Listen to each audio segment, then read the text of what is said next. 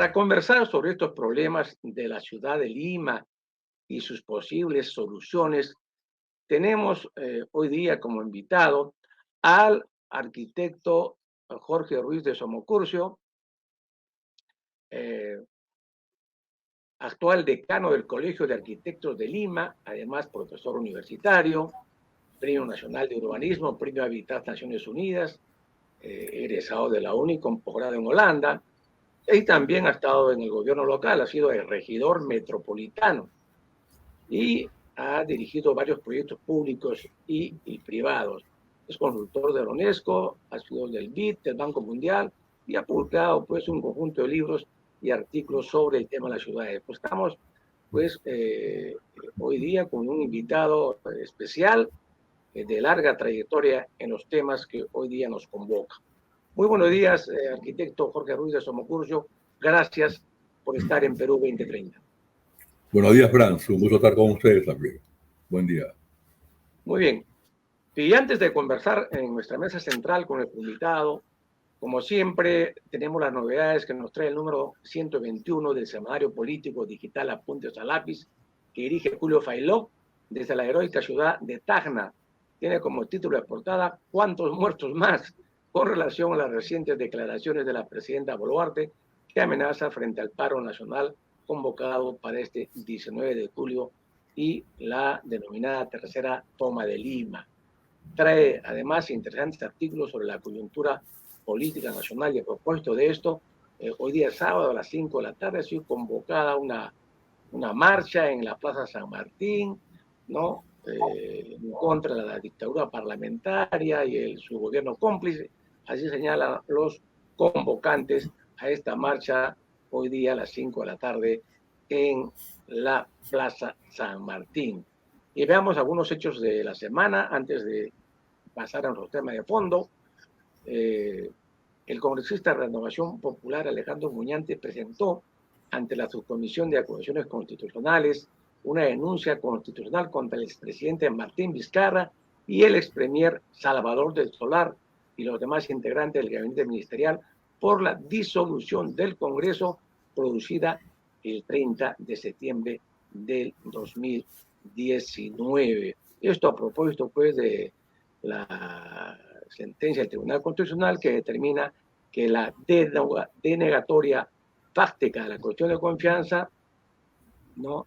ya no va más, tienen que ser expresamente pronunciada por el Congreso. Mediocridad, el Pleno del Congreso aprobó esta semana con 80 votos a favor y 28 en contra y 6 abstenciones el proyecto de ley 1587 que permite el nombramiento automático de docentes de colegios públicos que tengan más de 3 años. Bueno, esta norma vulnera pues el sistema que establece la capacitación constante y la meritocracia, ¿no? Dice la ministra de Educación, Magne Márquez, hay que aprenderse, uno sabe ya quién es el ministro, ¿no? De que conservará este proyecto de ley del Congreso de nombramiento automático. Vamos a ver qué pasa. También esta semana, a través de 2 resoluciones legislativas, el Parlamento oficializó la inhabilitación de 5 años del exfiscal de la Nación, Zoraida Ábalos, y la causa penal por los presuntos delitos de omisión, rehusamiento y demora en actos funcionales. El Congreso oficializó este viernes la inhabilitación por 5 años, pues, en ejerció la función pública. Así está la situación y bueno, varios constitucionalistas han dicho que esto es anticonstitucional y que no está bien planteada esta situación. Y también la jefa del gabinete ministerial, Betsy Chávez, esta semana ingresó pues a prisión por 18 meses por su participación en el fallido golpe de Estado perpetrado por el presidente Pedro Castillo, ¿no? Y la Central Única Nacional de Rondas Campesinas de Perú aseguró para el 19 de julio la movilización que será contundente y muy estructurada, dice, y además advirtió que detendrán a los infiltrados, incluyendo a la policía, que intenten alterar la paz a través de maniobras de inteligencia. Están bastante contentos los ronderos, no dice que tiene 30.000 agremiados y ya están organizados las 22 regiones en las cuales se encuentran las rondas campesinas. Y a través de su cuenta oficial en Twitter, la comunista Silvana Robles Araujo presentó su renuncia a la bancada de Perú Libre, otra más que se va de Perú Libre. La parlamentaria criticó la reciente inhabilitación de Zoraida Ábalos, fiscal de la Nación, dijo, el Fujimorismo y sus satélites en el Congreso buscan la inhabilitación de Zoraida Ábalos para lograr una junta de fiscales afín a sus intereses y asegurar la permanencia de Patricia Benavides como fiscal de la Nación. El objetivo es claro, copar todas las instituciones, dijo la parlamentaria renunciante. Y también, finalmente, el Congreso aprobó la ley que autoriza a Dina Boluarte a ejercer su cargo de forma remota en caso de viajar al extranjero. Fue aprobada la segunda votación por el Pleno del Congreso al cierre, porque ayer terminó la legislatura, ¿no? Se clausuró las sesiones del Congreso y viene pues el nombramiento, la elección, mejor dicho, de la nueva mesa directiva para el siguiente periodo legislativo. ¿No? Se dijo pues de que la gestión de José Huelan fue la gestión del despilfarro por los millones de gastos en viajes y bonos, un balance negativo, señalaron las críticas y también los blindajes que hubo en el Congreso de la República. Muy bien, estos son pues los temas principales de la semana y ahora sí, vamos a nuestra mesa central con el arquitecto Jorge Ruiz de Somocurcio, actual decano del Colegio de Arquitectos de Lima. Una primera reflexión que nos ocupa arquitecto es que tenemos pues un conjunto de planes estratégicos en Lima, ya perdí la cuenta cuántos se han aprobado, ¿no? Abundan los planes. Hay una última que ha aprobado gestión de López Aliaga, el Plan de Desarrollo Concertado de Lima Metropolitana 2023 y 2035, 7 de mayo, último. Pero ¿qué es lo que pasa? ¿Por qué no funcionan? ¿Por qué no se aplican? Habiendo tan maravillosos planes, algunos muy bien estructurados. ¿Cuál es el problema desde su punto de vista? Bueno, Franz, mira, para empezar, yo creo que sería importante que tengamos una especie de photocheck de Lima, ¿ya? ¿De qué ciudad, de qué metrópoli estamos hablando? Estamos hablando de una ciudad que tiene casi ahora 11 millones de habitantes, con cerca de 1 millón de venezolanos, luego los últimos años, uno. Dos, una ciudad cuya población, el 20% no tiene agua, 10% no tiene agua y 10% lo tiene solo por hora. Una ciudad que necesita 4.000 hectáreas de áreas verdes para poder suplir el déficit enorme que tiene la ciudad con menos áreas verdes en América Latina. ¿Ya? Una ciudad con una gobernabilidad complicada, con un 80% de expansión informal. La ciudad crece básicamente pauteada por los traficantes de tierras y por las invasiones a falta de una política de vivienda social de parte del gobierno y a falta de masiva, ¿no? Y a falta de la aplicación de los planes justamente de expansión urbana ordenada. Una ciudad además que está atomizada, ya se ha dicho muchas veces, en 43 caciques, 43 distritos, donde cada cual un poco entiende a su manera el pedazo de la torta que le tocó. No hay coordinación. Lo vemos, por ejemplo, en espacios tan emblemáticos como la Costa Verde. En espacios como la Costa Verde, los alcaldes no se ponen de acuerdo y bueno, hay que llegar a un liderazgo ahí metropolitano, ¿no? Pero además, y esto es lo que tú preguntabas, ¿por qué no se aplican los planes, por qué no funciona? Es una ciudad pues, con una gobernabilidad muy precaria, ¿no? Muy precaria. El hecho mismo de estar fragmentada en 43 unidades de toma de decisión lo hace más difícil, ¿ya? Pero aún así, yo creo que es posible poder tener gestiones dentro del marco legal que es incompleto, gestiones más o menos, digamos, exitosas, con una condición, creo yo, ¿no? Tienen que estar conectadas con la gente. Tienen que estar conectadas con lo que la gente quiere, necesita, desea, aspira. Si miramos para atrás, ¿cuáles han sido las gestiones más exitosas que ha habido en los últimos 25, 30, 40 años en Lima, ¿no? Con el mismo marco legal, con la misma ley? Una, diría yo, la de Alfonso Barrantes. Alfonso Barrantes es una exitosa, una brillante gestión municipal, líder de Izquierda Unida. Buena la gestión de Alberto Andrade, buena, ya, Alberto Andrade. Castañeda a su manera, adicto a las obras, pero a su manera, Castañeda logró algunas cosas en beneficio de la ciudad que ironizaban con la gente. ¿Ya? Y no encuentro más a la vista. ¿Qué tienen en común, básicamente, alcaldes, por ejemplo, como Bardantes Andrade? Escuchar, sintonizar con la gente. ¿Ya? Lo que quiere decir que aquello que se haga tiene que estar sintonizado con lo que la gente necesita y lo que quiere en este momento. ¿Y en qué momento estamos ahora? Un momento post-pandemia. Tú hace un momento mencionabas esta relación de objetivos a cumplir, señalados o no, por la Agenda de Naciones Unidas, lo cual está muy bien. ¿Ya? Eso a lo que nos lleva es una serie de buenos deseos y propuestas, pero ¿cómo aplicarlas? ¿Cómo aterrizar? Ese es lo que ven. Y el único modo de aterrizar pues, es concertar, algo que es ajeno al país en este momento. ¿No? ¿Ya? Los alcaldes tienen algo a su favor, ojalá no lo desperdicien. Son alcaldes nuevos, se empiezan recién. Yo también estoy nuevo al colegio, casi caminamos juntos. Acabo de cumplir 100 días en la conducción del colegio de arquitectos, ¿no? Los alcaldes tienen la oportunidad de tener mensajes muy claros, fuertes, potentes, no están manchados en este momento, ¿no? ¿Ya? La mayoría por lo menos, y poder hacer una cosa que llamo acupuntura urbana, es decir, poder hacer algunos proyectos que tengan efecto multiplicador, proyectos cuyas bondades en el tejido urbano se extiendan y se expandan, ¿no? ¿Ya?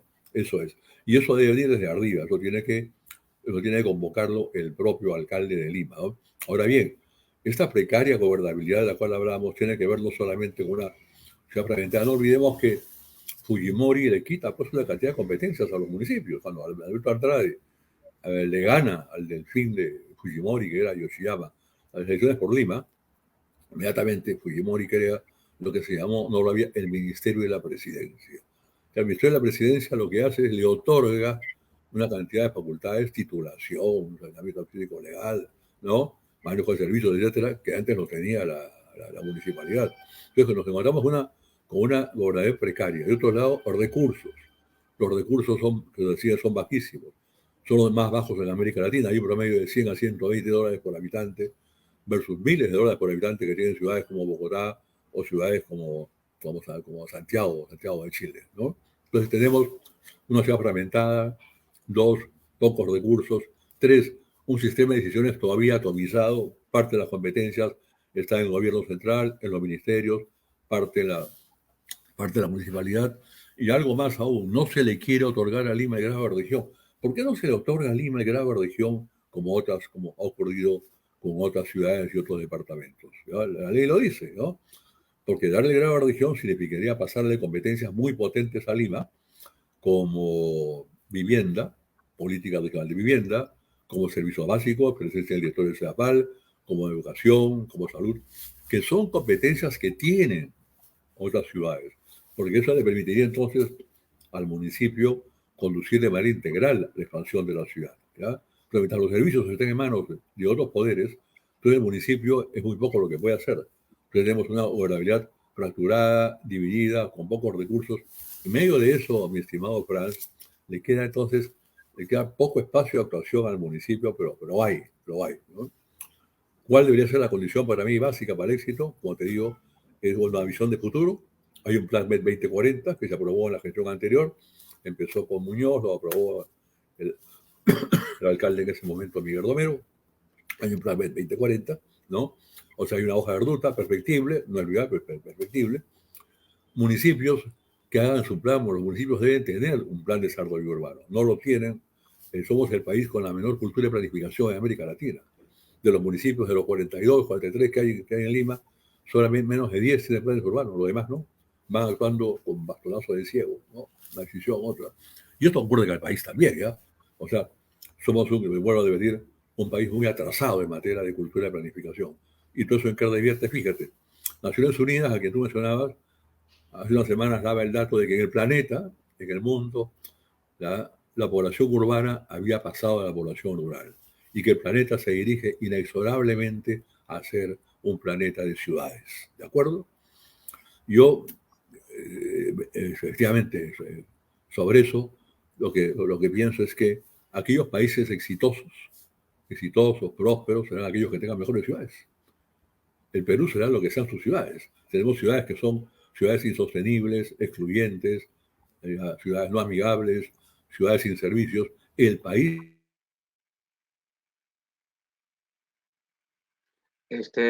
Jorge, has apagado tu micrófono. Has apagado tu micrófono. Préndelo, por favor. Ya, de acuerdo. Ajá. ¿Hasta dónde me escucharon? No, fue breve, muy breve. No, ya, de acuerdo. Muchas gracias por el aviso, ¿ya? Entonces, lo importante en este momento... Mira, estamos en una ciudad en la que no se sabe ni siquiera recoger la basura. ¿Puedes creer? ¿Ya? Y en el país ocurre lo mismo. No sabemos siquiera recoger la basura. Entonces, ¿cómo vamos a construir visión de futuro? ¿Te das cuenta? O sea, lo que debemos tener como ciudad primero es lo que llamo una línea de base de ciudad sostenible. Eso coincide con los objetivos de Naciones Unidas. ¿Qué quiere decir una línea de base de ciudad sostenible? Quiere decir una ciudad que recoge sus residuos al 100%, que tiene agua al 100%, que tiene un metraje de áreas verdes por habitante, que sea lo que se recomienda, 6 o 9 metros cuadrados de área verde por habitante, en el que el transporte y la movilidad no toma más de 2 horas, sino 4 como es ahora, ¿ya?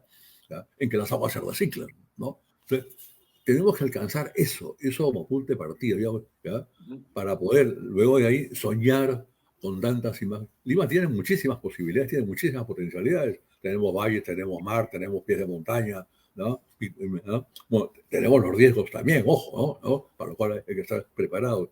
Pero Lima es una ciudad en la cual se pueden hacer muchísimas cosas. Es decir, los habitantes prehispánicos lo demostraron, ¿no? Un manejo sabio del territorio, respetando los cursos de agua, una relación virtuosa con los valles y con la agricultura. Bueno, se puede hacer mucho, mi estimado Fran, se puede. Okay.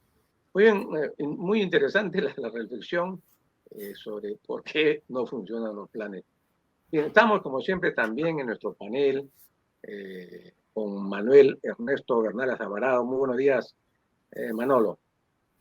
Muy buenos días. Disculpen, he tenido algunos problemas para ingresar. Un cordial saludo a Jorge Ruiz de Somocurcio por su contribución. Yo les voy a contar un par de anécdotas.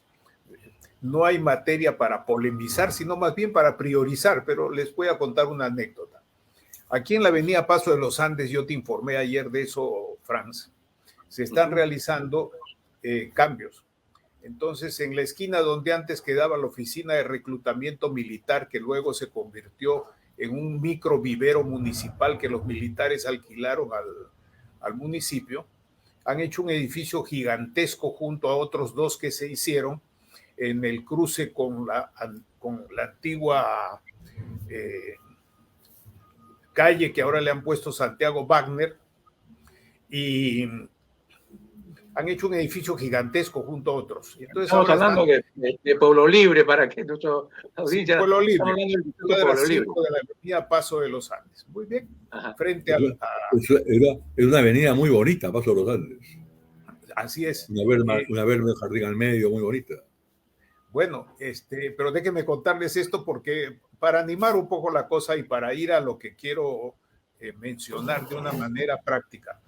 Entonces, están cambiando los tubos porque ahora en vez de tener construcciones de 2 pisos para 5 a 9 personas, 7 personas máximo, tenemos unos edificios gigantescos. Entonces, los tubos para botar las cosas a los canales de drenaje, pues no sirven, ¿no? Tienen que poner otros y están poniendo. Entonces pasaron, la víspera de empezar los trabajos, pasa un aviso que dice que van a estar 1 mes. Al día siguiente salgo y converso con los trabajadores y les digo, por favor, voy a estar sin salir de mi casa, porque además estaba un poco mal de salud. No voy a salir de casa para que ustedes puedan trabajar tranquilos, pero me dejan la salida para dentro al tercer día, calculando cómo son las cosas y conozco un poquito de eso, ¿no? Entonces, pero no pasaba nada, dejaron un día sin trabajar, un día entero sin trabajar. Llamé a la policía, a Serenazgo, a la Defensoría del Pueblo, a la municipalidad. Poco me faltó para llamar al cardenal. Nada funciona, Jorge, nada. Y los árboles que hemos pedido que hagan una poda, no que los extirpen, porque acá hay una vocación de extirpación de árboles en nuestro país y en Lima también, para que puedan servir las cámaras, si es que están funcionando. Me consta que no funcionan, porque lo he preguntado, he ido a ver, no funcionan hace tiempo. Esos son micronegocios que hacen muchos distritos. Bueno, he tenido que recurrir, voy a dar el nombre, a una antigua amiga jubilada de Sedapal, doña Carmela Gabonel, que trabajaba en el tema de conflictos sociales allí en Sedapal, una mujer honrada, muy profesional. La llamo por el WhatsApp y resulta que está en Londres. De Londres ella llamó a la seccional de Sedapal que queda en Tingo María, que atiende a esta parte, y fue la única manera por la cual la persona reencargada ya resolvió el problema de la salida para poder salir del vehículo, porque hay necesidades y además hay una cuestión de riesgo en eso, de riesgo. Y la ejecución de la obra tampoco ha cumplido con las normas mínimas básicas de colocación de tubos y de volver a poner las cosas como deberían ser. Esta anécdota quiere decir que yo he tenido que recurrir al mecanismo informal para solucionar un problema súper micro doméstico, pero que me afecta.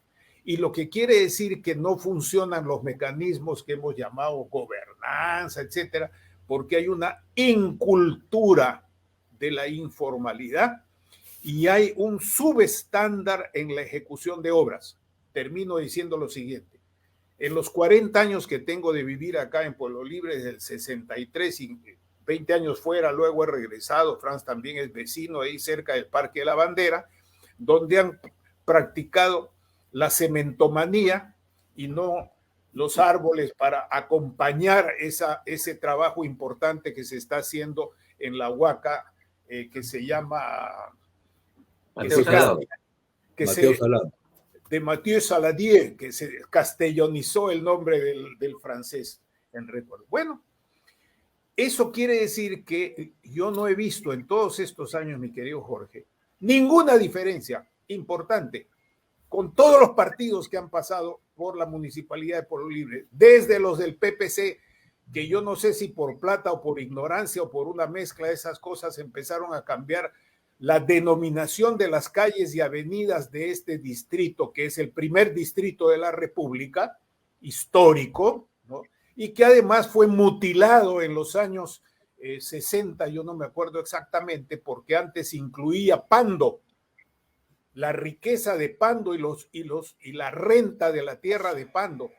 La católica quedaba dentro de Pueblo Libre, incluso código postal y todo, y luego pasó a pertenecer a San Felipe, a San Miguel. San Miguel. Entonces, hay un problema de fondo que es, por un lado, la cultura en general, la cultura cívica, lo que los gringos llaman en la ciencia política y en el planeamiento, civic culture, y también la efectividad. Entonces, la pregunta es, en tu experiencia, dinos algunas reflexiones sobre cómo atacar alguno de estos temas, el que desees, porque acá es un aspecto muy amplio y sobre la base de lo que has presentado, podemos ampliar un poco para visualizar por dónde hay que atacar las cosas, porque hay muchas cosas que atacar, pero para mí por lo menos es que tengamos un mínimo de técnicos, de profesionales en cada microdistrito, porque tenemos un desorden de distritos, ya sabemos, ya tú lo has señalado, y por otro lado, una información básica para que los vecinos puedan participar. Si no, hacemos un discurso en el aire, mi querido Jorge, hacemos un discurso en el aire porque a los vecinos no les importa, porque están acostumbrados ya a este desmanejo de la ciudad y de la república. No sé qué te parece la reflexión, si puede servir. Mira, de acuerdo, mira, Manolo, la historia que tú refieres y que tuvo un final feliz porque existe algo que se llama informalidad, precisamente tú lo has mencionado. Esa historia yo le pondría simplemente un título que se llama El vecino es la última rueda del coche, ¿ya? El vecino que elige y que paga al alcalde y a los regidores finalmente, después de las elecciones, desde el 2 de enero, es absolutamente ninguneado. Y mira lo que ha ocurrido, interesante, ahora voy a hablar como decano del Colegio de Arquitectos. Al Colegio de Arquitectos están llegando, sin que lo pidamos nosotros, situaciones como las tuyas y mucho más complejas, de reclamo impresionante porque no tienen a dónde ir. Y le piden al colegio que sea opinante por lo menos, o que establezca algún tipo de criterio u orientación. Te cuento los casos. Nos han buscado dirigentes de Independencia, San Juan del Urigancho y el Agustino, que representan a más de 2.000 familias, a las cuales un proyecto que se ha desempolvado por una inversión que se llama el Periférico Vial Norte, los obligará a irse de donde están hace 50 años. La estamos haciendo preocupantemente un modelo de ciudad que para seguir adelante tiene que expulsar gente de su hábitat. Esos vecinos nos han buscado para que el colegio opine sobre si esto es procedente, opine sobre el proyecto, opine sobre si hay dos alternativas, un caso. Siguiente caso, Miraflores. En Miraflores el alcalde no escucha a los vecinos, no los escucha a los vecinos, los busca a los vecinos para traer sus preocupaciones y hacerse escuchar a través del Colegio de Arquitectos, por lo menos. Punta Hermosa, cambiamos de escenario. En Punta Hermosa, contratistas comienzan a hacer lo que les da la gana en el malecón que tiene Punta Hermosa. No hay quien lo detenga. Llaman al Colegio de Arquitectos a ver qué puede hacer el colegio. ¿Ya? Mira, estamos a punto de crear una oficina de conflictos en el Colegio de Arquitectos, cosa que nunca ha habido. ¿Ya? Pero lo digo con cierta base real, Francia, porque en realidad todos son temas urbanos. ¿Ya? Y lo que estamos haciendo ahora es la cultura del conflicto. ¿Qué quiere decir la cultura del conflicto? Que en este país, en nuestra ciudad, limitámonos a Lima, las cosas no tienen una linealidad, o sea, las cosas no son predecibles, caminan en base al conflicto. El conflicto que se produce las va situando de un lado a otro, ¿ya? Lo cual me parece terrible, porque entramos nuevamente entonces a qué planificación puedes hacer con eso, ¿no? Entonces tienes que tener, por ejemplo, una cultura preventiva, que se anticipe a los conflictos, ¿ya? Hay conflictos de alcaldes con vecinos, hay conflictos de límites, ¿no? Bueno, entonces, a lo que regreso con esto es que en buena cuenta lo que necesita es que vuelva desde el lado metropolitano, es decir, del alcalde de la ciudad, algo que hizo en su momento Alfonso Bardantes, ¿ya? Tienen que haber instancias que escuchen al vecino. En la gestión de Alfonso Bardantes nació un paradigma único en América Latina que no lo había, el paradigma de la planificación con participación ciudadana. Nunca se había hecho. Fuimos los pioneros en América Latina. Esto ahora lo asume toda entidad gubernamental y no gubernamental. No se puede planificar sin que la gente participe. Pero acuñamos y realizamos un plan, yo trabajé con Alfonso Bardantes, un plan de la ciudad escuchando a la gente, organizaciones, sociedad civil, empresarios, trabajadores. Y salió un plan que realmente es un plan que la gente lo hace suyo, lo siente suyo porque siente que ha sido escuchado, que está todo el mundo.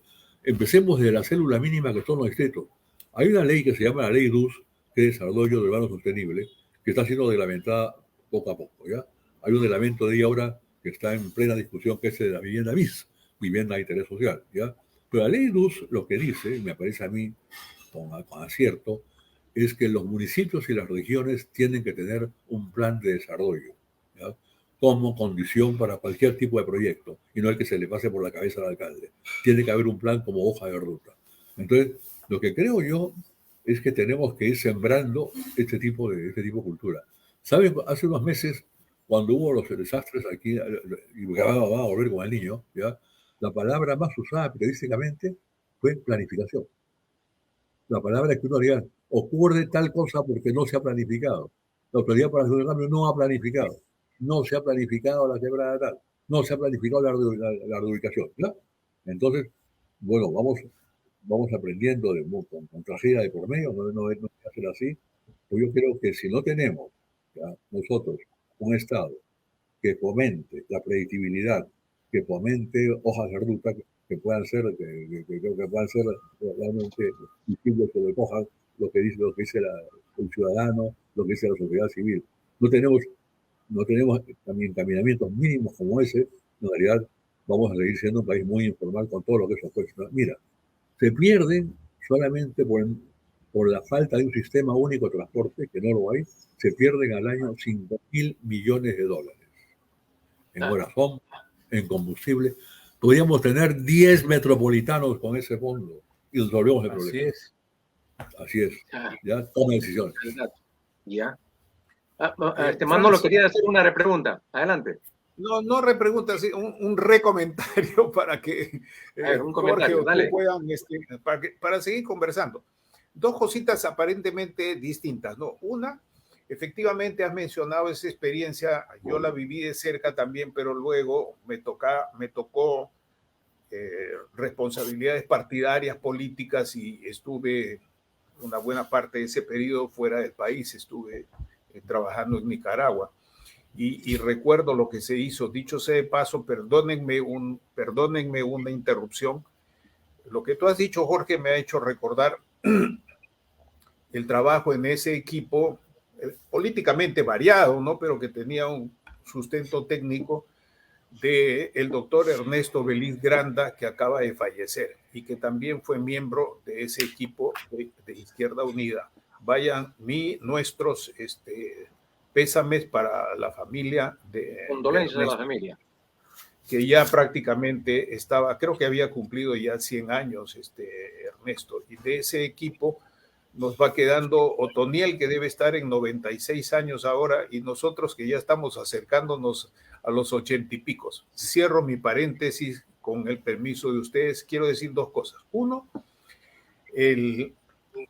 una sugerencia, no me atrevo a decir recomendación, solo una sugerencia para que la piense. Si ustedes crean una oficina de conflictos, que entiendo el propósito, ya hasta puedo suscribirlo, pero si le llaman así, le va a caer encima todo el bendito Sistema Nacional de Conflicto, los consultores, el PNUD, la oficina de la PCM, la sectorial de vivienda, todo eso les va a caer encima. Entonces es mejor hacer la cosa con otro sombrero, pero hacerla.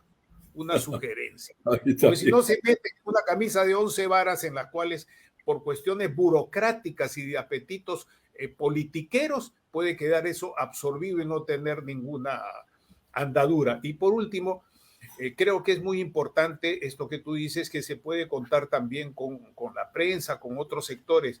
Hay otras circunstancias, por supuesto. Aquí yo quiero recordar los trabajos que hizo cuando fue director del comercio Paco Miro Quesada Rada, otro colega politólogo como yo, recordando con un principio bien sencillo, el maestro Marcos Kaplan Efrón, que ya falleció también, hizo un trabajo luminoso junto con Marta Steingart, que ustedes recordarán que era también de planificación regional y planificación urbana de los equipos de los años 60 en Argentina, Uruguay, Brasil, que se llamó el trabajo de Marcos, el esposo, la ciudad como mecanismo integrador. Y eso subraya lo que dijo al comienzo Jorge, la ciudad. Y esta ciudad prácticamente tiene que discutir un punto concreto. ¿Cómo articular regionalmente el Callao, que sigue siendo una provincia constitucional del siglo XIX, el Callao, con Lima? Habida cuenta que eso está hoy día reunido, es uno solo, ya no hay la diferencia que existía cuando éramos muchachos entre el Carmen de la Legua y se nos enseñaba por qué se llamó la Legua y ese tipo de cosas. Ya no hay, es una sola cosa, el Callao y Lima. Y se nos acerca Chancay y todo lo que puede haber ahí. La gente habla maravillas, que Chancay, que le ganamos a los chilenos 10-0, cosas por el estilo, y se olvidan que todo puerto es también un problema de seguridad nacional, urbana, ciudadana muy grave. ¿Y por dónde sale la cocaína? ¿Acaso no sale por el Callao? Va a salir también por Chancay. Te dejo estos elementos a ver qué reflexión te merece, mi estimado Jorge. Muchas gracias. Bueno, mira, eso pasa entre otras cosas, porque tú sabes que Callao tiene gobierno municipal y tiene región, ¿no? Es un caso único, en el mismo territorio hay el municipio provincial de Callao y hay la región Callao. Dos gobiernos en un mismo territorio, claro. Exactamente. Pero es región y tiene, por lo tanto, competencias regionales y tiene canon, ¿no? Y tiene muchísimos recursos. En el caso de Lima, esto pasa, en mi opinión, porque en Lima reciba también competencias regionales, ¿ya? Para poder tener un trabajo mucho más potente. Lo dije en su momento, trabajo de el borde marino, el tema costero, manejo de las cuencas, el tema de la vivienda, salud, educación, el agua, etc. Entonces, el Callao en realidad es una sola conurbación urbana con Lima. Incluso, mira, curiosamente, el decanato de Lima, el que yo presido, lo es a su vez. Yo soy decano del Callao también. Soy decano de Chancay, soy decano de Huacho, de Cañete, de Huarochirí. ¿Qué te parece? ¿Ah? De Lima provincia. Interesante. ¿Sí? O sea, el colegio sí No entendido, sabía. el colegio ha entendido muy bien. Eso debería ser una autoridad de planificación Exactamente. espacial, territorial o regional, como le llamábamos desde los 60. Así es, porque el colegio sí ha entendido que es un solo territorio y estamos en este momento justamente incorporando la problemática de estas ciudades y localidades que acabo de mencionar. Para empezar un detalle, y están ustedes invitados con la debida anticipación. El mes de octubre se va a celebrar la segunda Bienal Internacional de Arquitectura y Urbanismo. El tema es una ciudad generosa, cómo reactivar la actividad de una ciudad después de una crisis que es la pandemia, ¿ya? Y esta Bienal va a tener dos sedes, Lima y el Callao. Por primera vez se incorpora al Callao en un evento que antes era exclusivamente potestativo de Lima, ¿no? ¿Ya? Entonces, con el Callao es una sola conurbación, existe, el territorio es uno solo, el mar es uno solo. Lo que hay que lograr son grandes planes sobre grandes, digamos, objetivos básicos estratégicos. ¿Ya? Por ejemplo, uno, conjunto, el manejo de la cuenca baja del río Ordima, porque la cuenca baja del río Ordima es tanto para Lima como para el Callao. Cuenca baja del río Chillón es también Lima y Callao, botaderos en este momento. ¿Ya? El borde marino es uno solo. La Costa Verde debe llegar hasta Lurín también, las tres la cuencas. Costa Verde debe llegar hasta la isla Santa San Eulalia. El mar es uno solo. ¿Eh? El borde marino tratado, donde puede haber cabotaje además, cabotaje de Yura, Chancay, Huacho, Lima, Pisco. Tenemos el mar, es una carretera asfaltada, no hay tormentas, no hay huracanes. Un sistema de Ferdis puede funcionar perfectamente vía cabotaje, que ayudaría muchísimo en infraestructura, ¿no? Entonces, es acordar gobierno regional de Lima con gobierno regional del Callao la intervención común en grandes ejes estratégicos. Hemos hablado de los ríos, el borde marino, ¿no? Y temas, por ejemplo, como la adecuada conectividad a la vialidad. Con eso, yo creo que cada ciudad mantiene su autonomía, identidad e independencia, hay una conexión fluida, que es la que se necesita, porque realmente el puerto más importante hasta ahora sigue siendo el Callao, ¿no? ¿Ya? Pero que, a la base de todo, ¿qué es lo que se requiere, estimado Manolo? Que haya voluntad política. Eso es, no que exista un marco legal que sea imperativo, que ayuda, pero que haya voluntad política. ¿Ya? Los alcaldes que yo mencioné antes, exitosos, como Andrade o Barrantes, ¿ya? Hubo voluntad política de hacer cosas, de sacarlas adelante, y las sacaron, las hicieron, ¿no? Por ejemplo, en el gobierno de Barrantes no hubo invasiones. ¿Por qué no hubo invasiones de tierras? Porque creamos una cosa que se llamó los programas municipales de vivienda, donde la gente iba, Lima Norte, Lima Sur, Lima Este, y se entregaron más de 100.000 lotes en ese momento con servicios. ¿Ya?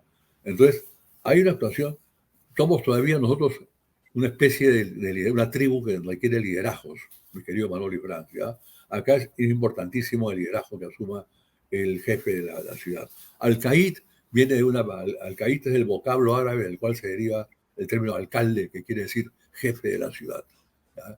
El jefe metropolitano tiene que empoderarse de ese sentimiento. Bien, una cosa que quedó pendiente fue una que mencionaste tú, Jorge, fue el tema del Ministerio de Vivienda.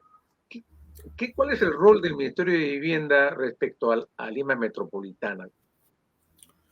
Ya, el rol del Ministerio de Vivienda es hacer vivienda, política de vivienda, llevar a cabo, como dice la Constitución, políticas de vivienda. Bueno, nosotros como colegio, mira, en los 100 días hemos firmado convenios de colaboración interinstitucional con el Ministerio de Vivienda, con el municipio de Lima, con López Aliaga, con el municipio del Callao, con la región Callao, con municipios distritales, con el Colegio de Arquitectos de Madrid. Es decir, hemos tenido una respuesta enorme a algo que hemos llamado confianza. Uno conviene algo con alguien cuando tiene confianza. Hay confianza en el colegio. ¿Ya?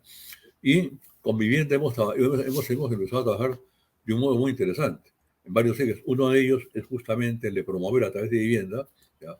Uno, vivienda para reubicar gente que esté en peligro, que esté en riesgo. estudios que hicimos con Julio Coroiva, ¿ya? Señalaban que hay 100.000 familias, o sea, 100.000 familias que viven en zonas no mitigables, que no tienen arreglo. 200.000 en zonas mitigables, pero que si no se mitigan, igual, no hay salida a la población. Moriría 1 millón de personas en caso de un sismo. ¿Ya? Una cosa espantosa, aparte de los costos económicos de reconstrucción. ¿Ya? Entonces, lo que tenemos que hacer ahí es, como en el caso de vivienda que tú preguntabas, es, uno, vivienda para ubicar gente. Es el único modo de dejar liberadas zonas de peligro. En segundo lugar, vivienda como alternativa a las invasiones. Programas de vivienda social en el norte, en el sur, donde hay suelo, ¿no? Para ubicar. Lima crece un promedio de 130.000 habitantes al año, de los cuales por lo menos 10.000 o 5.000 familias por año no tienen a dónde ir. Las otras van al mercado, se quedan en su casa, tuburizan. ¿Sabes a dónde van? A la puerta de los traficantes, le tocan la puerta a los traficantes de tierra. O sea, esos 5.000 por año, ¿dónde van? A los cerdos. Y ahora existe la gran invasión, como hace 20 años. Hoy es la invasión hormiga. Son hormigas que van ocupando la faz de los cerdos, arenales, y tú llegas y finalmente constituyen en algunos casos, ¿no?, territorios totalmente liberados. Tú vas al sur, Pampapacta, Sumapacha, son territorios enormes, arrebatados a privados, los cuidados por sicarios que están armados, tú no puedes pasar así nomás. Tráfico de tierras en las narices de Lima. ¿Por qué Lima ha consentido eso de hace años? ¿Sabes qué dice Huarochirí? Huarochirí dice que llega hasta la vía panamericana. Huarochirí dice que su límite es la Panamericana Sur, ¿ya? Cuando el límite de Lima son los cerdos, los pies de montaña. Todo es el límite de Lima. Pero Lima jamás ha puesto una bandera ahí, ¿no? Jamás ha hecho un programa, un proyecto. Bueno, hay que hacerlo. Esa cosa estamos hablando con el Ministerio de Vivienda. Y hay consenso en poder en aportar una ciudad ordenada, con crecimiento ordenado y planificado. Entonces, yo tengo expectativa en que la cosa del Ministerio de Vivienda pueda cambiar bien con resultados, ¿no? ¿Los resultados cuáles van a ser? Formatos y modelos nuevos de vivienda. Otra cosa más, cambiar el patrón urbano. ¿Por qué las ciudades tienen que crecer con manzanas de 100%? ¿Por qué? Nosotros hemos proponido que las ciudades crezcan por barrios, que se haga una cosa que se llama macromanzana o supermanzana, que alberga una especie como San Felipe, ¿ya? Ese modelo que lo conocemos todos, ¿no? Y a un barrio que alberga servicios de salud, de educación, comercio, vida de barrio, un café, ¿no? El nido, etcétera, ¿no? Y parqueo para los autos, totalmente peatonal, amigable, y con una densidad interesante, que crezca la ciudad por barrios, por sus manzanas, ¿no? De 4x3 manzanas, de 5x5, una cosa así. Otros patrones. En todo esto hemos tenido receptividad muy grande en el Ministerio de Vivienda. Entonces esperamos que en otra reunión, mi estimado Franz, podamos de pronto mostrarles algunos proyectos. ¿No? Confiamos, o sea, el colegio está haciendo pocas veces de promotor, acompañante, el colegio es una entidad privada sin fines de lucro, ¿no? Presentando líneas y construyendo opinión. Algo que el colegio había perdido es ser un vocero importante de opinión y orientación sobre temas claves. Hemos hecho ya 2 mesas redondas muy bonitas. Una sobre el ATU, la y los colectiveros, ¿ya? Invitando a transportistas, internacionales.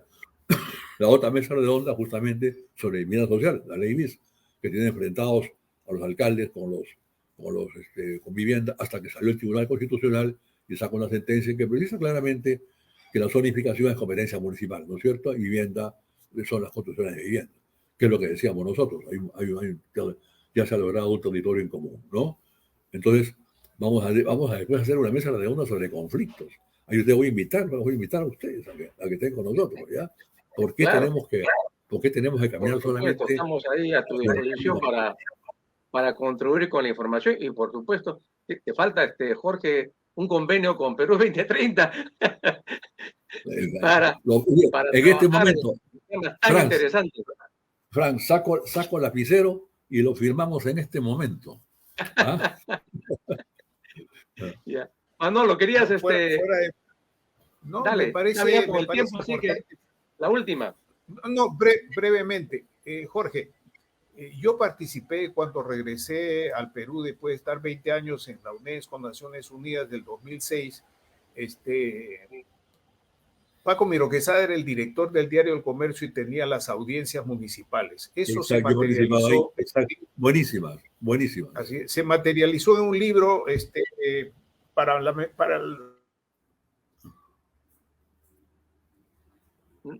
Se ha congelado la imagen, Manolo, no se te escucha. Que fue financiado por el PNUD a través del comercio, que se hizo un convenio. La otra dimensión es poder tener una línea de comunicación de estas políticas y acciones del Colegio de Arquitectos con varios periódicos, con varios diarios y con órganos como el caso nuestro de Perú 2030. Bienvenido, podemos contribuir como ciudadanos sin ánimo de lucro. Aquí no hay chamba. Este programa es gratuidad, es lo que decía François Perroux. No solamente las cosas son por precio y ganancia, sino también el don, la gratuidad, la donación, la contribución en la cual uno siente que le devuelve algo a su patria, siente que le devuelve algo a sus padres, a lo que es el patrimonio cultural extendido de la nación. Así que te sugiero eso, no solamente hacerlo con Perú 2030, sino podemos colaborar en hacer una especie de microred temática para informar bien, porque hay mucha opinopatía y opinocracia. Totalmente cierto. Mira, Manolo, y tú has dicho algo con lo cual yo coincido plenamente, y es más, lo menciono cada vez que en el Colegio de Arquitectos, a grupos de arquitectos jóvenes que se habilitan, hay un discurso de bienvenida, que lo doy yo como decano, una cosa que yo recalco, que ellos, nosotros los que estamos en el auditorio, somos unos seres privilegiados. Posiblemente seamos el 10% de la población, que con mucho esfuerzo unos más otros hemos terminado una profesión, tenemos una carrera, nos lanzamos al mercado y el colegio está haciendo cursos justamente de orientación postacadémica de estos jóvenes arquitectos. Pero lo que yo les decía es no olvidar nunca lo que yo he aprendido, ¿ya?, en este momento, y es especialmente después de la pandemia, que hay que ser agradecidos. Hay que ser agradecidos y hay que saber devolver lo que tú has hecho. Hay que saber devolver lo que uno ha recibido. Me parece a mí un principio de vida fundamental. Yo trato de llevarlo a cabo, ¿no? Así es. Y sobre la propuesta de tener en 2030 un socio, un compañero de travesía, de arduta, de aventura, bienvenido, le tomo la palabra, tanto Franz como Manolo. Nosotros estamos en un plan muy intenso de actividades, ¿ya? Vamos a comunicarse a ustedes permanentemente, de modo tal que de pronto, de cuando en cuando, un sábado como hoy, ¿no?, las estamos conversando y las estamos comentando. Porque además de cada actividad hacemos encuestas a la gente cómo la ve, ¿no? Hicimos, por ejemplo, hemos hecho para jóvenes arquitectos, curso de emprendedores. ¿Qué significa salir al mundo laboral? ¿Ya? ¿Qué significa? ¿Qué conectarse con la SUNAT? Armar una empresa. ¿Dónde toco financiamiento? ¿Cómo me conecto con un banco? ¿No? ¿A qué me dedico? ¿Por dónde voy? ¿No? A la docencia, a la investigación, a la construcción, al urbanismo, ¿no? ¿Ya?